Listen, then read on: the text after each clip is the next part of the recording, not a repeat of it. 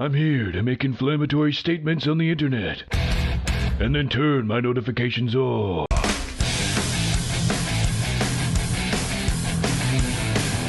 You know what? I wasn't gonna make this video, but I woke up on the wrong side of the bed. My head hurts, my body hurts, everything hurts. I am mad and someone has to take some shrapnel. I'm as mad as hell, and I'm not gonna take this anymore!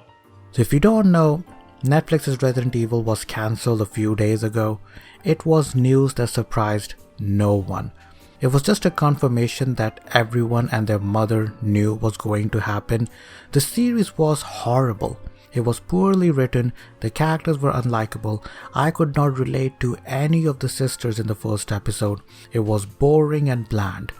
I kid you not, dude, my favorite part of the episode was where Lance Reddick's character, well, he's Albert Wesker, he threatens the father of the kid who bullied his daughter. That scene was powerful and Lance Reddick showed why he's an amazing actor. It also showed that in a series which is supposed to be about survival, about zombies and monsters and, survival horror, my favorite scene is about a man just talking in a room. It was at that moment I realized Netflix has messed up. I mean, how hard is it to write a Resident Evil story? Screw it, dude, I could write a better story than that. Netflix should hire me. I don't know how to write a script, but if Netflix like my idea, I'll take on some script writing classes to write a script for them. But they're not going to do that because that would actually be a good series to watch rather than whatever Netflix puts out on a regular basis. So Netflix's Resident Evil got cancelled. Fans rejoiced and went to sleep because they realized someone at Netflix is not drinking the Kool-Aid anymore. No one lost their sleep over the cancellation. Except an editor at The Gamer, Eric Switzer. It doesn't matter what your name is! Now, I'm not gonna lie, I think The Gamer is a dark stain on gaming journalism. I have seen more activist articles from The Gamer in recent memory than any other in the gaming media. We used to take a dump on Kotaku for their woke ideologue-driven articles. Well, The Gamer has topped them because the site puts out some hot garbage. The Gamer is like that ex-girlfriend who says some vile shit, and you're like, yeah, I shouldn't stick my dick in there, but you do it anyway because of she says. Yeah, I know I got issues. Point is, The Gamer is such a garbage site that you have to look at and think, there is no way these guys are serious. I once thought they were a satirical site like the Babylon Bee or something, but the thing is they are serious and it is scary, my man. The people who write at The Gamer are the kind of people I avoid in real life because, they are sad, miserable creatures who don't know the meaning of life or having fun. For them, everything is problematic and they are the ones with the right solution. Yeah, newsflash to the editors at The Gamer, we don't like you. Just because you call yourself gamers doesn't mean you are. Case in point, Eric Switzer, who wrote this trash article. It's weird to celebrate a show getting cancelled. Resident Evil is cancelled and some fans are piling on, but is losing an adaptation, even an imperfect one, really a good thing? Yes, it is a good thing. It is a very good thing, especially when fans are tuning out after the first episode and don't want to watch it just so they could roast it. I mean, imagine how bad your series are that the people who took on the job of roasting it gave up halfway through because they lost the will of doing it. I feel sorry for Score PSN. Hey man, if you're watching this video, could you hit me up? I just want to know if you're okay. The dude made it to episode 4 and then he was like, Nah, I'm cool. But before we jump in this article, I just want to let you know that Eric was also quite upset about the Batgirl movie getting cancelled as well. There is no way the Batgirl movie was that bad, right? We have seen Space Jam: A New Legacy. No, I haven't and I refuse to. There's no way this move is about Batgirl's quality. You're right, it's not about quality. It's about protecting the brand. For those who do not know, Overlord DVD, a YouTube channel that focuses on leaks, and let me tell you, the guy's legit. He broke the news that the movie was supposed to kill off Michael Keaton's Batman, and Batgirl was supposed to become the face of DCEU, and then going forward they were going to kill off Henry Cavill's Superman off screen. Yes, off screen. And Supergirl was supposed to take over. According to our main source and a news source, what you are hearing in the news is not even half of the real story over what happened to Batgirl. Prior to Zaslav taking over, the Warner Wokies were having a field day. The plan was to kill Cavill's Superman off screen in Black Adam, and Supergirl was going to take Cavill's place. Then in Batgirl was supposed to take Batman's place moving forward, and they were going to kill Michael Keaton off, unquote. I don't know, dude. It sounded messed up, and if that was indeed the case, no wonder DC decided to pull the plug on it, because they knew in a long run this movie would damage the brand in such a way that would take years to recover. But these loonies who don't know anything about brand management and common businesses practice, they just don't care. You know, and they keep on saying, oh, release the Batgirl. Oh my god, dude. How are these people employed? Who pays their checks? Whoever does that obviously has not read these articles, because this is not a good look for that person or their organization. Oh my god, dude. I just had a look at Batgirl's outfit. My god, this is terrible. I've seen cosplayers with better outfits than this. This is some bargain bin level costume design. And Eric over here is wondering why the movie got cancelled. Seriously, dude, look at that costume. If I was like in charge of DC or DCEU, if I seen that outfit, I'd be like, nah, we gotta cancel this. No way, no, just no. In the same article, Eric wrote, how much damage can Batgirl possibly do to the brand when we've all seen Suicide Squad? Even the good ones like Shazam and Birds of Prey are barely passable. Just let that soak in. Even though he called it barely passable, Eric thought Birds of Prey was a good movie.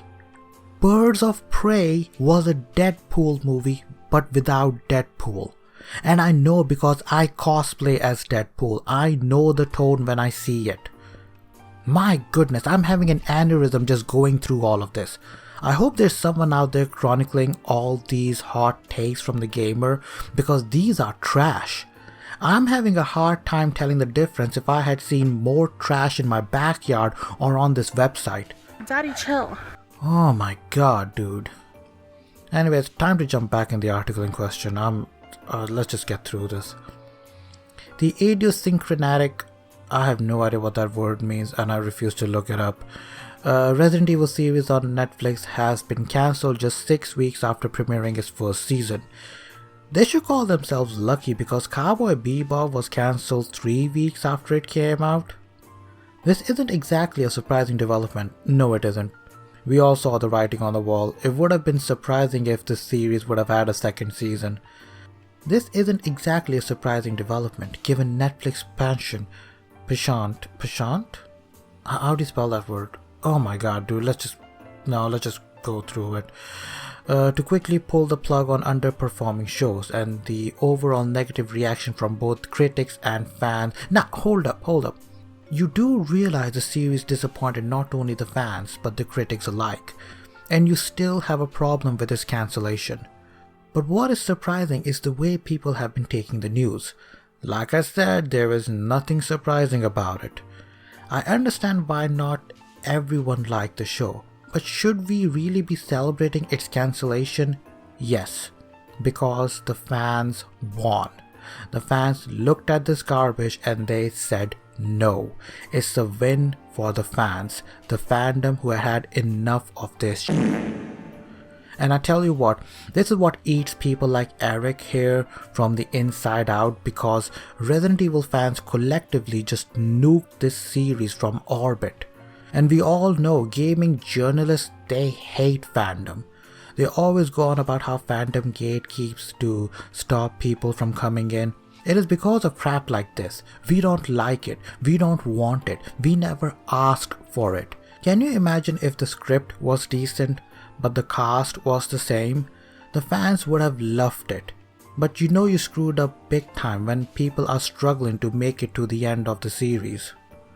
Also, how many times Netflix is going to screw up its adaptations? Death Note, Cowboy Bebop, people have a problem with Full Metal Alchemist as well, and now this. People are celebrating cancellation because the fandom won, and hopefully going forward Netflix is going to pay close attention to what the creators are doing and how they are handling their projects. Are they focusing on telling an interesting story, or are they focusing on pushing woke agenda? Netflix will be keeping a close eye on it, and I bet it eats people like Eric from inside out. With very few exceptions, it's never a good thing when something gets cancelled. It devastates the creatives that poured their hearts and souls into the project. It puts hundreds of people out of work, and it's a disappointment to everyone that watched and enjoyed the show. Okay, let's unpack all of this, okay? With very few exceptions? I want to know what this writer considers exceptions. I think we all know what he might consider an exception, basically anything the writer considers problematic. It devastates the creatives that poured their hearts and souls into the project. And I met crack dealers who also put heart and soul in their work. Doesn't make it legal now, does it? Also, I gotta say, they can put in as much heart and soul in it as they want to. If they don't respect the original source material, which, let's be real here, it didn't look like they did, then there's no point of their hard work. It put hundreds of people out of work. I said it in my previous video and I'll say it again. If they are talented, they'll get another job.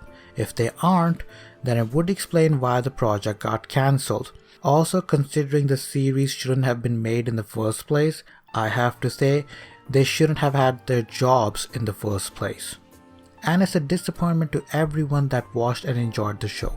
In other words, Eric enjoyed the show and wanted a second season, and now that he's not getting it, he is unhappy. Well, boo-hoo, guess what? Life is unfair, and you will not always get what you want. I wanted my crush to go out with me. She gave me a restraining letter. We don't always get what we want. Alright? So get over it. I want to slightly deviate from here and say that Eric has said on 2 occasions that he thinks that this Netflix adaptation of Resident Evil is the most faithful to date. 180, crazy, thinking about the way I was the heartbreak shit. Yes, he thinks this is the most faithful adaptation to date. Oh my god, corny, lame, boo, tomato, I'm throwing tomatoes. I can't, dude.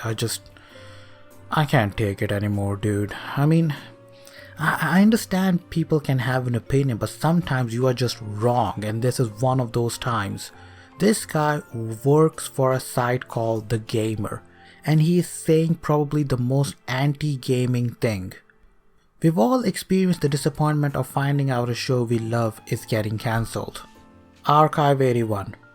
Not gonna lie, I was a bit bummed out when Netflix cancelled that show. But you know what? I got a lot going on in my life to worry about a show's cancellation, especially when there is already so much to watch on demand. And despite what you might see on social media, there are plenty that wanted Resident Evil to succeed. It's like Eric is trying to make it sound like people wanted the series to fail, but the series failed itself because it wasn't fun to watch. Man, I can't even make this video funny anymore because it's like I'm having a crash course in Eric's head and how his brain operates. Eric, my man, seriously, get some help, dude. Stop it. Get some help. If you didn't like the show, you didn't need to watch it. And that's what we did. We didn't like it and we didn't watch it. And we made sure we were vocal about it to make sure Netflix hears us. There are plenty of shows I don't watch, but that doesn't mean I'd be happy if they got cancelled. Yeah, I'm gonna have to press X to doubt over here. I don't believe this guy for a second. This is largely a case of if you don't have anything nice to say, don't say anything at all. So you expect us to keep our mouths shut like good little boys and not point out the glaring mistakes in the series? You expect us not to make fun of it if it's stupid? You expect us not to criticize if we were, if we didn't like anything? That's pretty hypocritical coming from Eric when he has written articles about things he didn't like or agree with in the past. But of course, lots of Resident Evil fans did root against the show and are elated to hear that it's been cancelled. I don't know about anyone else, but I had a party in my room when I heard about the cancellation. I had a party with me, myself, my depression, my anxiety, and my Bayonetta body pillow. Yeah, it was a swell party. Started off with a bang, ended up with disappointment. From a pragmatic perspective, cheering Resident Evil's cancellation doesn't make any sense, even if you didn't like the show. If you love the Resident Evil games, you should be enthusiastic about all adaptations, even imperfect ones.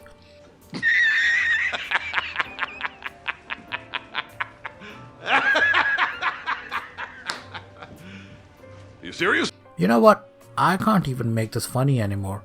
I am refraining myself from howling in my mic because it's nighttime right now and I don't want the neighbors to call in the police or something. Eric, you are one lucky mother.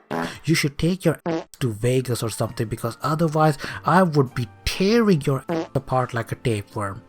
You should be more enthusiastic about all adaptations, even the imperfect ones. No. If people find something disappointing, they should call it disappointing. And the problem is not that it was disappointing. The problem is people like yourself, Eric, telling us that we should be okay with this kind of adaptation. No. At the end of the day, if you're making a Resident Evil series, movie, or a game, it should carry that name. It should, follow its legacy to a certain degree. If you want an imperfect adaptation or something that loosely follows the lore of Resident Evil, then you might as well create something original entirely. See how many people tune in.